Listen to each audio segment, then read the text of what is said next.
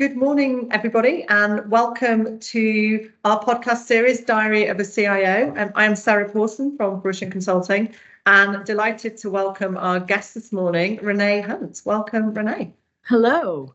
Delighted you could join us. And a very quick introduction before we delve into some questions. Renee is a very experienced technology leader and is currently Chief Technology Officer at Compare the Market, which I believe is your first CTO role. Correct. Mm-hmm. Excellent. Renee grew up and was educated in the US and moved to the UK to start her career at Deloitte. She's worked for many incredible organisations, including Colt Telecom, Sky, and of course, Compare the Market. Outside of work, Renee is a lover of fashion, travel. She definitely prefers shoes to technology. Definitely. And enjoys gardening and cooking. So I thought I'd do a quick intro to show my research about you this morning. Thank you so much, Sarah. That was awesome. So my first question, and I always ask this question, was going to be, when did you know you wanted to become a CTO? However, I understand that you describe yourself as the accidental CTO. Quite definitely. So tell our listeners a little bit about your route to becoming CTO and what you mean by you're an accidental CTO. So I describe myself as an accidental CTO because I never intended to be one. Okay. I was quite know thyself and really enjoy software engineering and delivery. And I like being closer to the folks who are writing the code. Plus, I had the opportunity to witness a few execs and pretty much decided that wasn't for me. So I never really sought out being a CTO. I went to go work for an old boss of mine when he went to CTM as their CTO. And I thought, you know what, it'd be nice to work with him again. And I know this job won't stretch me terribly, she says, laughing. But at least I'll work with pleasant people. So that was my motivation, right? And they also paid me quite well. So I was like, okay, this is all working for me. Let me go. Less than 90 days. He had some fantastic personal news, which meant that he was retiring with immediate effect. Wow. And I was in a succession plan, but I never took it seriously. And I thought, okay, I'm going to be holding, they want me to be the interim while they look. And the CEO was grinning at me in a very uncomfortable way, super overly happy. And I thought, this is not going to end well. And he went, no, we want you to be the CTO. Right. So I'm rarely shocked. I was very shocked. And honestly, I thought very seriously about saying no. Some people say imposter syndrome. I really don't have that. I have know thyself syndrome. And I thought, I love a job to make me have joy and feel happy. And I wasn't sure that having that much responsibility and caring about things in tech that I haven't done for ages or have never done was what I wanted to do. But I thought long and hard about it. And my husband shouting in the corridor, take the job, take the job, take the job. Yeah. I talked to a few mentors, and in the end, I decided to do it. And that was 2.5 years ago. And I'm super thrilled that I did. And you've not looked back? No regrets? No. I mean, I'm getting close to retirement age, so I'm going to have a one no and way. CTO. Yeah, no, seriously. So I'm kind of hoping this is my one CTO job. That would be amazing. Your last hurrah in technology. My last hurrah, we're ending it big. Yeah, good for you. Good for you. So you've kind of come through the kind of program delivery, program management, moving into program director route rather than being really technical. Has that held you back in your role? Has that posed any challenges? So it's something that I've had to learn not to say about myself. Right. So I don't think you make it to this level by being not technical. I started out, I've coded, I've been a programmer. The fact that I have other skills sort of took me away from that route pretty early on. But I've only ever worked in technology and some quite complex technologies as well. If you've done telephone mediation, you're technical. So I'm sitting here saying, I won't describe myself as not technical because I've been doing this long enough. I'm very clear that I don't have a degree in engineering, but you can't be a CTO and be not technical. Yes, I haven't come up the pure engineering route, but I would never describe myself as not technical. Any C-level role is demanding, right? And I guess I know you've done some very senior level roles previously. How do you balance your professional responsibilities with other aspects of your life? It's strange. I was saying to a friend of mine who was commenting on the fact that I used to really suffer from insomnia. And I don't suffer from insomnia anymore, even though I probably have the most serious, most demanding, most intellectually challenging role I've ever had. Right. And so the first bit of balance is to actually realize you cannot do all of it. It's impossible to be a CTO of a fintech, for which that is the business for this company.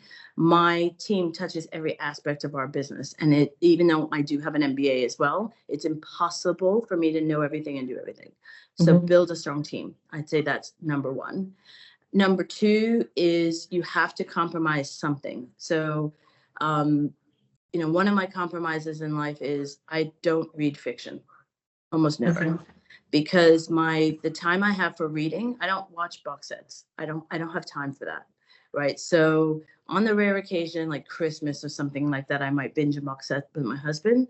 But on a school night or during the normal year, there is no time for that, because that time is either time to spend with my husband or time to do research, read emails, get across briefs. I mean, the number of briefs I have to go through in a week. But building that strong team is absolutely critical, because you will be better if you empower people and let them make decisions and know that you sleep at night because you trust their decisions. So I would say those two things are really critical. Like, you have to make some compromises about how you spend your quote free time, because I don't know many CTOs have a lot of that. But also make sure you're not trying to spin every plate. That's not sustainable, and I wouldn't recommend it. Sure. That's very similar to what a lot of the other CTOs, CIOs have said to me, that you've got to learn acceptance really early on, that you can't be everything to everybody, and some things have to give. So I think making that acceptance early on is really important. You mentioned building a really strong team being critical to allow you to kind of progress and develop and do your role yourself. I know you're really passionate about gender diversity and inclusion in your teams, and we know that that's a challenge in technology, but we know that diverse teams are typically stronger. How have you made that happen and promoted diversity and inclusion within your teams at Compare the Market? I'll start with Compare the Market is an extremely diverse organization and really champions diversity in everything we do. Our exec team is probably the most diverse exec I've ever seen or witnessed or worked on. It's lovely not to be the only Black face on the exec team. It's lovely not to be the only woman on the exec team. And, there's all kinds of other diversity elements represented on the exec team. Within the tech, it is a challenge. I was a big part of how we really, really addressed gender diversity at Sky. There was a time at Sky where I was one of the only senior women at Sky, and that definitely wasn't the case when I left. And I was a big part of moving that dial. I'm doing something similar at CTM.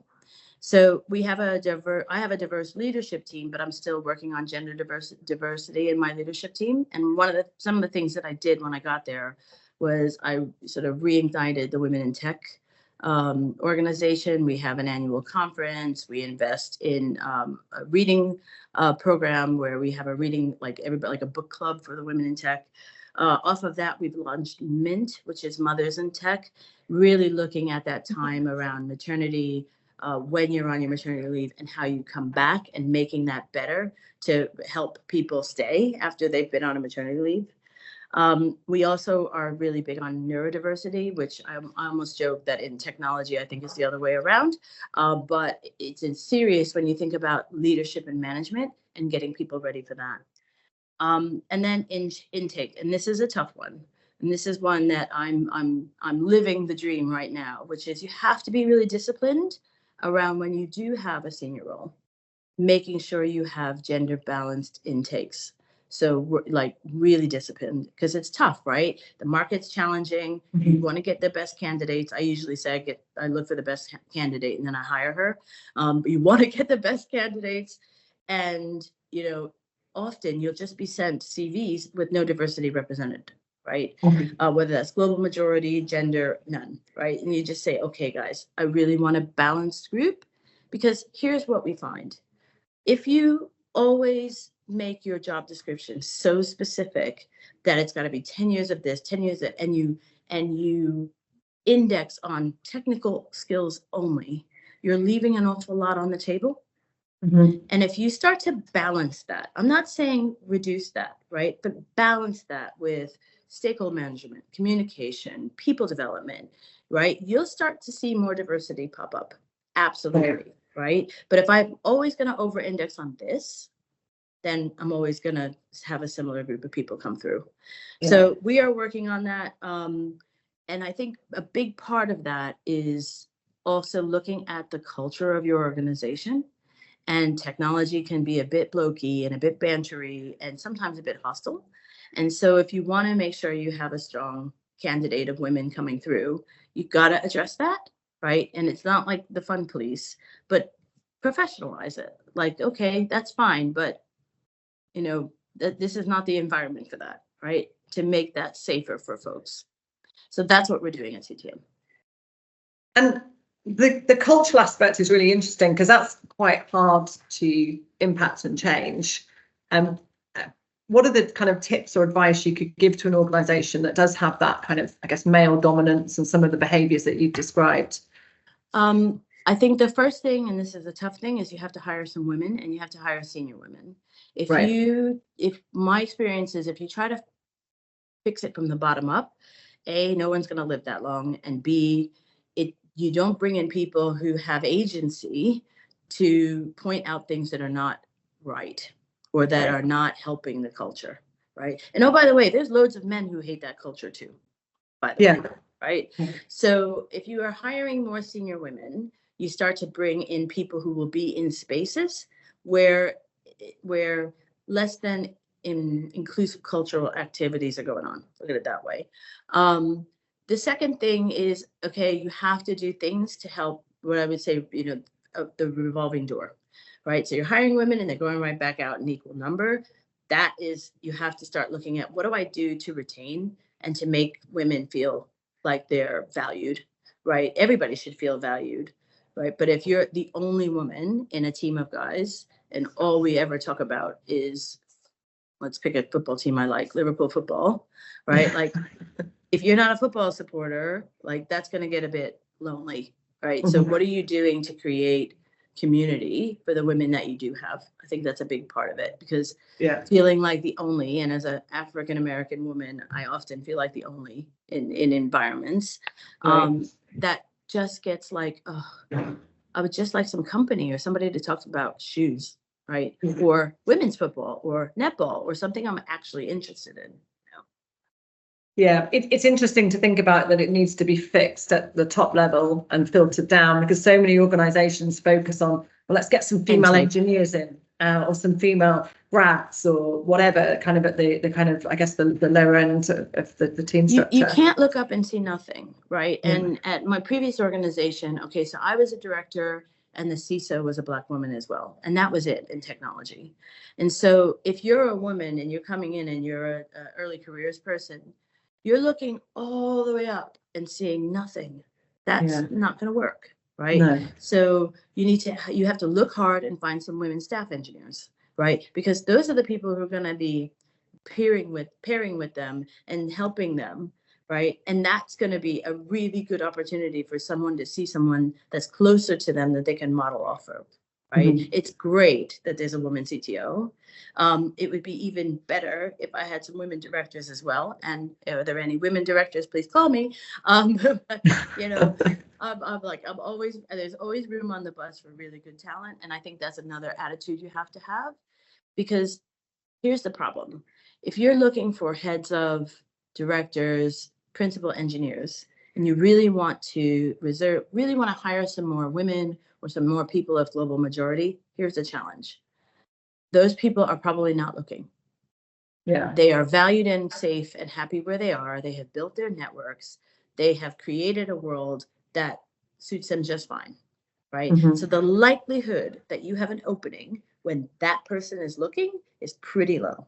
So you got to do two things. One, you got to go like foster some relationships because it's a big risk to leave a company where you've already established that to go to the great unknown, right? Like your bonus is solid. You know what, you got all the people you can call when you have a problem, and you're going to go to the great unknown to solve their problem, right? So at the end of the day, it's my job and my leadership's job to foster some relationships with people. So that's a warm call. So equally, if someone I like or somebody who's good comes on the market, you got to make room on the bus. Right. That's difficult, right? Yeah. Because it's like, oh, but I don't have a role, right? Like, go make a role, but get them on the bus. Because what was it, Jim Collins? Get the right people on the bus. Yeah. Worry about where they sit later. And I think that's part of the how you fix it. That's an awful lot you've described there, that you do as part of your role, and we haven't even talked about any Technology. of the technical stuff. Yay, my favorite. It's no wonder you don't get time to watch box sets. Obviously, I can imagine, you prioritizing is really important, but what are the key attributes that you believe every CTO needs and would share? Ooh, I think number one, you've got to be a business leader, not just a technology leader. So I have to care, I have to understand, and I have to have a lot of empathy for the other parts of my business, right? And I work really hard not to call non-technology things the business, because we are the business, right? We only can exist through technology. So last time I checked, that makes us the business. So that's number one, is get it in your head that whilst I lead technology, I am not technology. I'm part of the exec team and I'm part of a business, and I have to care about the P&L, and I have to care about marketing plans.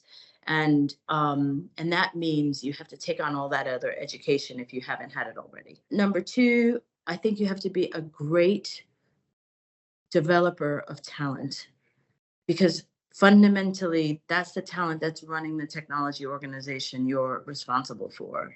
And yes, they have to have strong technical skills, but the higher up they go, they have to have really good behavioral and leadership skills. And I'm passionate about leadership skills in tech people, because too often in the past, decisions were made because we don't have strong leadership skills in tech people that we get up in the middle of the night to fix, right? That we have to fix, or we're in the block explaining why something has gone horribly wrong. And saying, well, I didn't make that decision, doesn't sound like leadership, right? So leadership, developer of talent. Number three, you have to care about non-functional requirements, because nobody else will. And so I learned a long time ago, and this is why I cling to the fact that, oh no, I've earned my technology stripes, is that it's never going to be explained what performance needs to be. Like, unless you're very fortunate, no one's ever going to explain that. No one's ever going to create a requirement for resilience. No one's ever going to create a requirement for observability. You have to care passionately and champion that, and make it possible for your people to do the very best job they can to deliver that, because that's our job, 100% our job. Right. And so I used to say on my tagline, I am responsible for the customer experience. And it would annoy people in product and other people. And I'd go, well, yeah, I understand that functionally you're responsible, but when it physically doesn't work, that's me. Yeah. Right. And when the customer is watching that thing spin on their phone forever, that's me. Yeah. Right. It might have been your big ass hero, but it's still me, because I should have been able to handle that gracefully.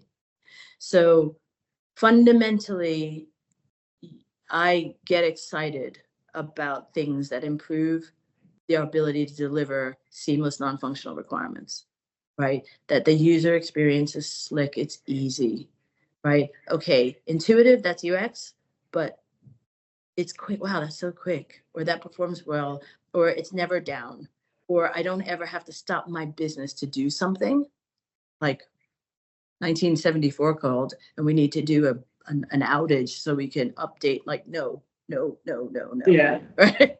So yeah, that's where engineering and I get excitable, because I stopped, okay, I care, but I stopped getting too involved in functional and UX things. It's everybody has an opinion on that, and they probably get plenty as it is. But the space we occupy, nobody cares until it's broken, and then they care a lot, right? So I get excited about that stuff. How do you balance that though? So obviously your focus is on stability and security of existing system, keeping the lights on your customer experience. But how do you balance innovation and emerging technologies and new projects with that keeping the lights on, which is so important in a business, in any business?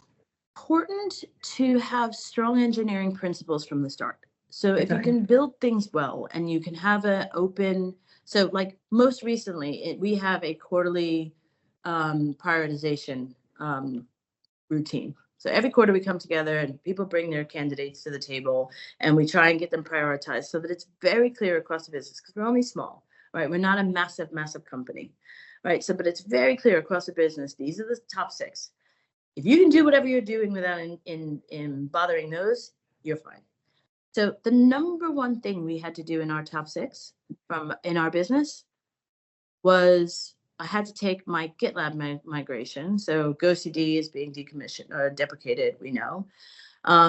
It was all fine. We were running that as like a priority D, it was fine, which means we could do it inside of tech and we didn't have to bother anybody. And then we had a change in delivery scope over Christmas. And then all of a sudden, a bunch of new pipelines that we thought would be out of scope came into scope, doubling the size of what we had to do. And I was able to have that conversation with my exec and their leadership to say, I need this to be priority 1. And that happened, right? I can't imagine other companies that happening, but I have a bunch of people who also care about tech, which is wonderful, and who understood the risk if it didn't happen. And we said, look, we never raised it because it was absolutely on track, and then the scope doubled, right? So that's one of the things, is having that open dialogue. And I think sometimes in tech, we try to shield non-technical people from the stuff we're doing. And we're guilty of that as well sometimes. And I'm like, no, this is technology business.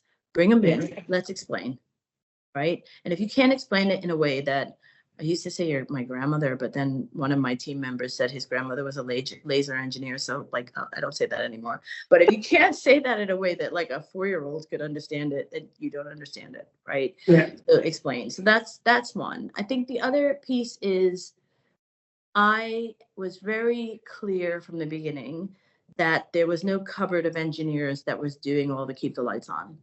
There was no secret team that was doing the maintenance necessary to keep our systems healthy. So we have to retain a certain amount of capacity to do that. And we track it, right? So I'm always working to bring that number down, the amount of people hours necessary, but being very open as a leadership. And you can do this as a director, you can do this as a head of. Start having those open conversations with your opposite number about, it's not magic that keeps it running. So the patches have to happen, the updates have to happen. Sometimes replatforming has to happen. And that should be a shared objective with your product manager or with your commercial manager, because it's not free, right? And that tech debt, it just gets bigger and bigger and bigger. So the thing that will cause you to have to stop and do everything is going to cost way more than building it well from the beginning. But it is a constant dialogue. It's a constant working on. Sometimes I have to say, you know what, we can live another quarter, right? But we are starting to introduce SRE in our practice, which I'm excited about, because it brings it more to the forefront, and it allows for that sort of joint ownership around that error budget and around the performance of the system. And I think really solid product people get this. But if you've not grown up in product in a tech organization, I can see how some of that might be lacking for you. It sounds like you have really brought everybody together within Compare the Market to deliver personally by myself. Not just you, but with you and your team. It sounds like that's a real driver for you, that technology is the business and therefore everybody needs to be involved in that. How do you manage the relationship with the board or other execs that aren't technical to bring them on that journey with you? So our board is really good. I mean, we have had to bring quite technical subjects to the board. Right. We prep with papers, of course. We prep sometimes with pre-presentations to the board, because not everyone on the board comes from a technology background, although we have a fair smattering of quite tech literate people on our board. So that's quite good. And I think they know we're a tech business, so they're curious. I'm always surprised that they want to talk to me. I'm like, really? Why? Okay, fine. Maybe it's because I'm so damn entertaining. But for example, we just went through a regular NIST review and red team, and we've gone on quite a journey on that. So it was exciting to take where we were at this point to the board, and they were super excited to hear about that. So that was exciting. I am so impressed by my exec colleagues. I have to tell you, I don't know that I said very clearly, I'm not sure I want to be on an executive, but I want to be on this one. Right. So first of all, I would say 4, if not, so our CFO, our CEO, our COO, and our Chief Growth Officer all have spent time working in engineering at some point in their careers. So at least they have some foundation. And they really care a lot about tech, and they understand like levels of investment necessary to make it work properly. Right, they get that. Not so much our CFO, but when do CFOs ever understand levels of investment? How much? Why is this more? Like, because we're using more. But why are we using more? Because we're selling more. Oh, okay, fine. Bless him. I love him. So that is helpful. But because that sort of full seat at the table and that empathy for what's going on in the business, it's like, I've said many times, I honestly don't care about, I'm not one of those people who gets excited about tech for tech's sake, right? I'm excited about what it can do, right? So how it solves problems. And so if I start from the position of what's the problem we're trying to solve, and then what technology we're applying, and then what does that mean we have to do, right? That helps me have that relationship, right? But to be fair, a lot of what's going on was because they were already on board. They were already on board, right? I joined a company at the start of a decision they made to go on an agile transformation of the whole company. Right. And it was part of my motivation for joining was, that's cool. Never seen that happen before. Let's give it a go. Right. And I mean, I think everybody's agile is bullshit. It was interesting that we started to take on agile principles for all kinds of things, even like business cases, which is just lovely. Right. So that's been helpful. I mean, I think it's a funny question because I just have never really had to justify it. And that's lovely. Right. Because I've been doing this for nearly 38 years now. So I've known times when I've had to justify it or had to explain. And there's a lot less of that here. Yeah. Well, it sounds like you found the right home for you culturally before you made that step to becoming the accidental CTO. So maybe the kind of interim period allowed you that opportunity. If somebody would have told me I'd find my joy working in the Midlands in insurance, you'd have we're not just insurance, we're a fintech, but I tell people that. What do you do? Oh, I work in insurance in the Midlands.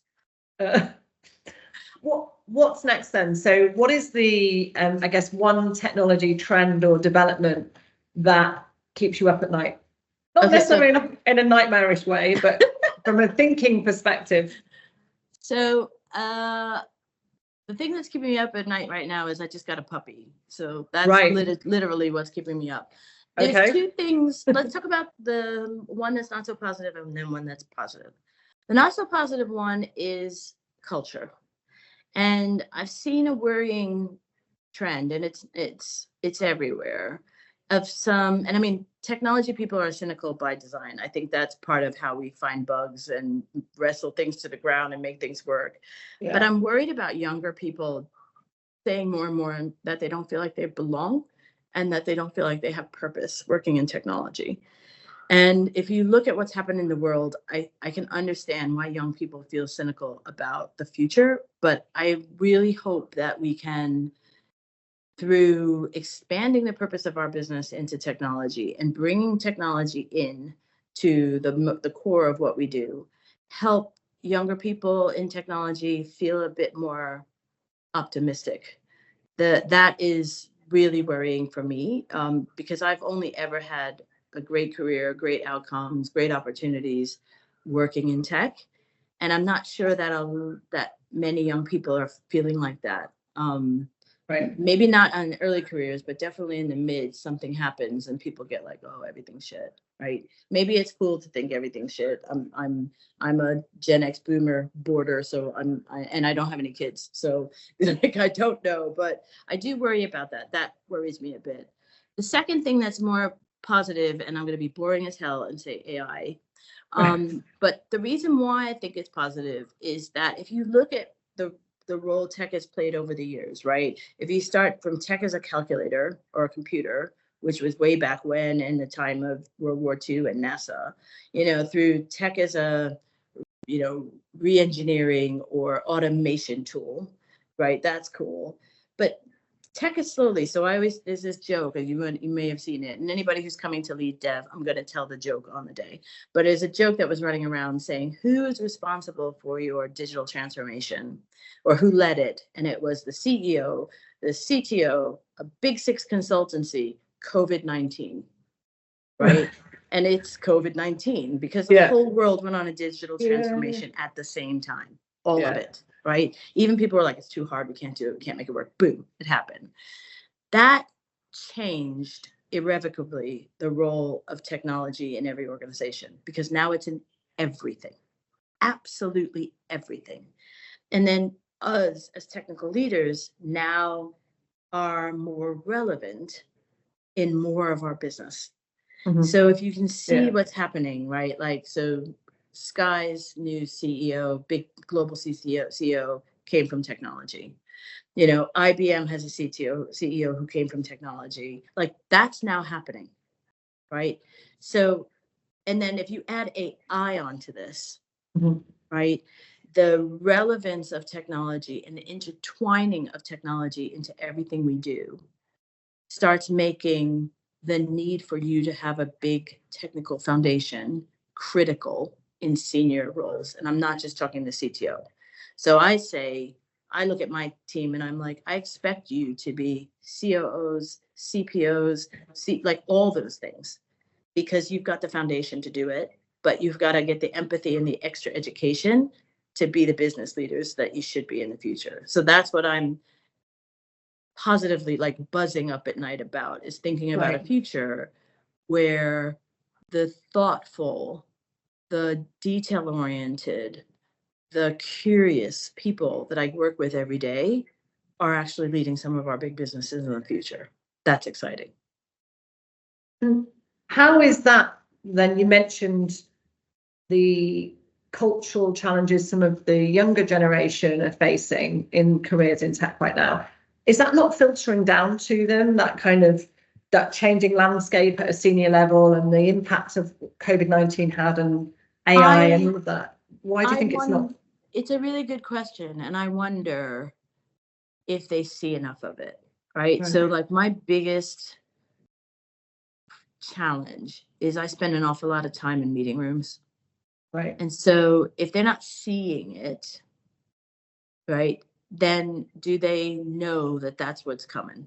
Right. And I don't know how many younger people are reading the FT and other things going, oh, wow, that person came out of tech. Right. Like, I personally find it fascinating, because I grew up in a time where the only thing you would ever would be working in tech if you were in tech. Right. And I think businesses are becoming more technical. There is an opportunity for you to go do a job in ops or do a job in product, most definitely in product. But I'm wondering if it's too far. And I think the role of mentoring is really important in that, in making sure people are aware that this is a possibility for you, right? But if you're not feeling that positive about what you're doing, it's going to be really difficult, right? It's going to be really difficult. It's interesting. You mentioned mentoring. I'm assuming you've had various people that have mentored you throughout your career. Do you mentor anybody now, internally or externally? Is that part of your Definitely. So I've mentored people pretty much probably for the last 20-ish years. And I would encourage people everywhere that no matter where you are in your career, unless you're like literally just spat out, like you can mentor, right? And even if you're an early careers person, you can mentor somebody who's in school, because mentoring is such an important part of how we develop, especially professionally. And I encourage people to find a mentor whose only agenda is you. So internal mentors, that makes it difficult. I believe in internal sponsors massively, and you need those people too. But you should have at least one or two mentors who you have chemistry with, who cares about you, and get nothing out of it other than watching you grow and be great. So yeah, I have a few mentors, and it's so rewarding.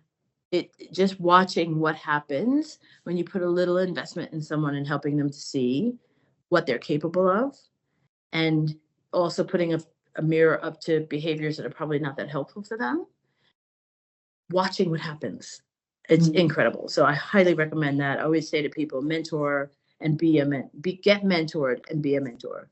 And the last thing I'll say on that is some people are really bashful about asking someone to be a mentor, but I would almost probably bet you have them, but you haven't like said, can we go steady, right? Like, so even if you haven't had, like I had a mentor for 10 years and I never referred to him as my mentor, and I never asked him to be my mentor, but yet he was my mentor, right?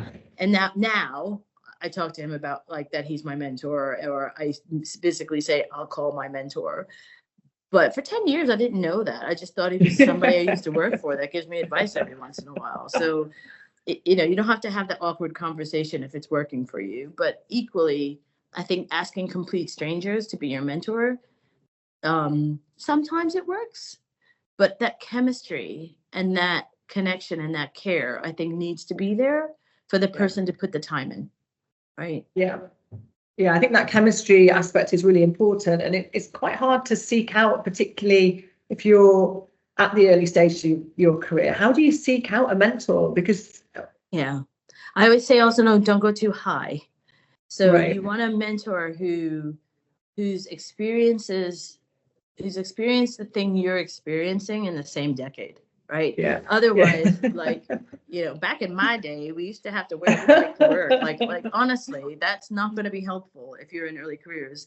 You're dealing with totally different technologies, a totally different dynamic in the workplace than I can relate to, right? I can see it, but I can't relate to it. So I always say, try and pick a mentor and also they'll grow with you, right? So my mentor, as it turns out, was quite a few levels ahead of me, but he was about the same age, a little bit older. He just was like more focused in his life. So, but he'd been through the steps that I was about to go through.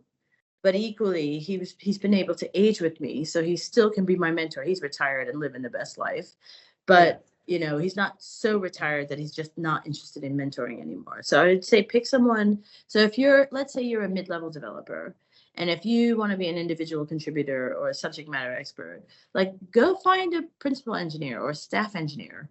That's 2 levels above you if it's a staff engineer, right? Or maybe 1, depending on how your organization is wired. Go find somebody like that. Asking the CTO, right, to mentor you, okay, that could work, but you're so far apart in life experience, it's going to be a bit weird, right? And again, I've always found my mentors most of my mentors are people I used to work for or work with, right? So they would have known me professionally in some way, because then their early contribution is based on something other than my version of it, right? That's really, really important advice for people. And it's much easier, I guess, to build relationships with peers when you're all working in the same space and you see each other on a daily basis. With more of a kind of remote working, hybrid working, is there a way we can encourage people to build stronger relationships with their colleagues so that they do build those networks for future? How do you do that?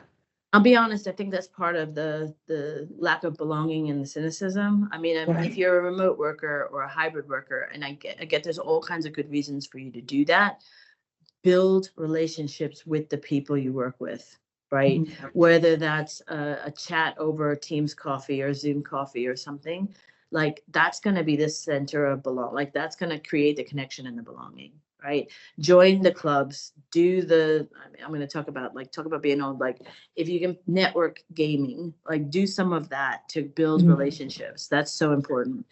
If you're looking for a mentor and you're one of those people, go to the meetups. Even if you go to a virtual meetup, there'll be enough people you see enough times that you can start to say, could we have a coffee or a virtual coffee, right? But all the, like, I believe in remote working. I believe in hybrid working for certain types of roles, equally, but then you have to work really hard, even harder, to build those relationships. Right. Yeah. You can't be a remote worker and then go, I feel like I don't belong. It's like, well, what are you doing to help yourself belong? Right. Yeah. And just because you're remote doesn't mean think of all the club pub quizzes we did over Zoom during lockdown. It's possible. Yeah. I know people who like made relationships in lockdown. It's possible. So it's like, where did you meet him? Oh, I met him on a Zoom party in lockdown. I'm like, okay.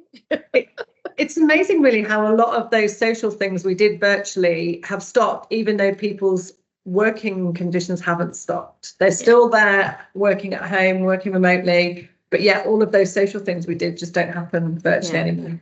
It's much harder, especially if you're in a job where you're spending a lot of time doing this. There's this great professor at INSEAD, whose name, of course, I'm going to forget. He wrote a paper about the fact that doing this long term is really hard on our brains, because our brains haven't developed to understand what's going on. And so it's trying to fix the dissonance of, why am I seeing you and I'm talking to you, but you're not there? Yeah. So I could see the reluctance of people when we were set free to keep doing social things like this. But if you are remote, I would highly recommend talking to a few people and saying, hey, do you want to play whatever people play on video games or whatever that is in these days? I'm very hip. I'm very down with the kids. Yeah. Yeah, my kids play a lot of video games, and I'm going to look up this professor to talk to them about the impact on their brain. What I'll do, Sarah, is I'll look up his name. He's incredibly, he's actually Italian, but he teaches at INSEAD, and he's a doctor of psychology and a business person. So it's great. Right. So his articles are really quite interesting. So I'll remember, and Thank you. That would be great. Couple of last questions. So, Renee, hopefully we've got lots of aspiring future CTOs watching today's podcast. What advice would you give to those individuals that are looking to progress their career in the way that you have done? So I already talked about one, which is mentoring. And I think the other advice I would give people is to code longer. So I think having a really strong foundation in technology is important. So, and especially women, we're often sidelined into other roles. I don't think it's anything like nefarious. I think it's more of, we have other skills to bring to the table. And so people go, oh, wow, you're really good at communicating. You're really good at facilitating. Let's make you a scrum master, or let's make you a this. And it takes you out of the core engineering. And I think less so, but still, people will start discounting you for senior roles if you haven't done core engineering long enough. Okay. To be really technical, but are they really technical? Right? I'm like, for God's sakes. So I would say code and fall in love with all those non-functional requirements and really, really like focus on engineering and quality engineering and the joy that comes from and the efficiency and the innovation that comes through a really strong engineering foundation and practice. That would be one thing I wish I would have done differently. Number two, Right. definitely have some mentors and don't worry about the plan, right? Like I always say to people, take more risk because the well-trodden road doesn't lead to senior leadership roles. It never does, right? So if you are playing it safe and you're doing a well-trodden role, you're not going to do anything that sort of creates that spark or creates that opportunity that sets you apart. So take a bit more risk, whether that's do the really scary project or do the high pressure project or take the transfer, right? Like my big risk was I transferred to the UK, knowing Yeah. nothing about the UK. And that's been life-changing for me, right? Yeah. So if you want to be a CTO and think hard about why you want to be a CTO, like Harry Potter in the ring, right? Like, you know, everybody else wanted the ring. He just wanted what the ring could do. And it's like, think about why you want to be a CTO, because it ain't all circuses and love, right? But equally, any senior leadership role, I would encourage people to, once they've built a strong foundation, take a bit of risk, right? It will develop you. What's the worst that can happen? And it'll allow you to have something interesting to stand you apart. Really good advice. Really good advice. We always ask our guests to leave a question for their next guest that joins us on this podcast. So I have a question from someone that you know, actually, Andy Burton. Love him. And he taught me We Are the Business. Did he? He did. He actually shamed me in a meeting room where everybody's moaning about the business this and the business that, business this. And he looked around and he says, where I work, we are the business. And I was like, ooh, what a line. And I have been saying it ever since. Love Andy. Amazing. Amazing. He has asked, what is the biggest mistake that you've made in your career and what did you learn from it along the way?